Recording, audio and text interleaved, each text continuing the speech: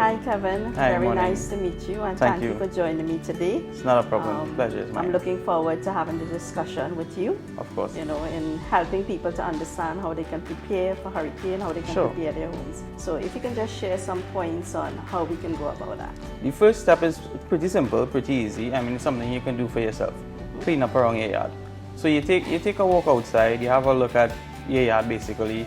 If you have a porch, a patio, whatever, you see now loose objects, clear them out, move them out.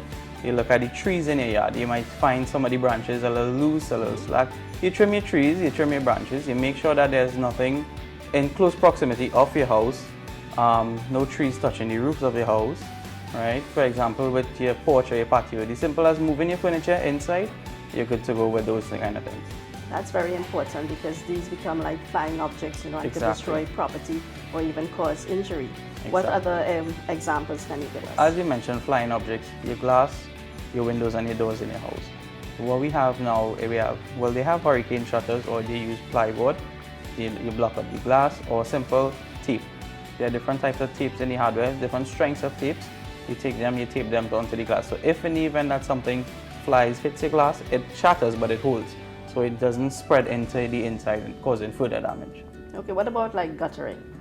Guttering is something that we overlook actually because simple guttering, it needs to be kept clean at all times. So you climb up, if you have trees around, the leaves from the tree blows, settles in that guttering, clear them out, spray them out, you're good to go. With the guttering, there's a downpipe attached to it. Make sure that is clean as well, make sure that is properly sealed as well, because with the water flow now coming down into that downpipe, because there's a large amount of water now trickling into one pipe. And sometimes with the pressure from that water, it can push out your fittings, damage your pipe and stuff like that. So you just clean them out and make sure they're sealed and attached properly. But that's very important because I've actually experienced that, with the downpipe, and I was worried that it would have flooded my home and my contents would have been destroyed. Destroyed, yeah. So, you're talking about the downpipes and water. What about drains? Because it flows into a drain. Well, exactly. So the drains around your house should be cleared at all times. Simple mosquitoes. We don't want that.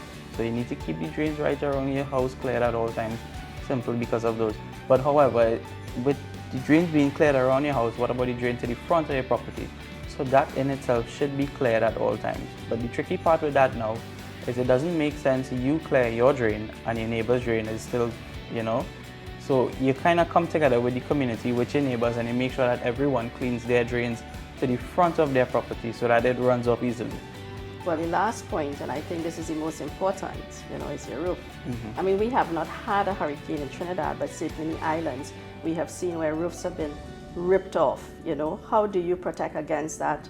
And it's not just about the roof moving, but leakage. Yeah. How do you deal with that? Well, simple as the leakage, you would know over the years in your property where you're seeing a leak, stuff like that, right? Because with the simple rain, you will see a leak. So this is where now you would need a contractor. They climb up, they see the spots that you would show them, they seal it back, they change the screws or what they think is necessary after assessing the job, right? Other than that now, with respect to the holding down of your roof, with the newer houses, we on the plans have specific methods that cater to hurricanes in terms of how you attach your entire roof to your house. So now when building a newer house, we follow those methods. With the older houses now, you install hurricane straps and you work from there. So with the older houses as well, you see that even in Trinidad so far, we've seen entire roofs blown away without a hurricane, right? So now the hurricane straps will help, and it's just you get them and you get a contractor to install them for you. Kevin, this has been a very interesting conversation. I have learned a lot in terms of taking care of my property. I just want to say thank you. Thanks so much. I think it's going to be very helpful, for our customers, our audience, to understand and how to prepare. So thanks again for coming. Thank you so much for having me.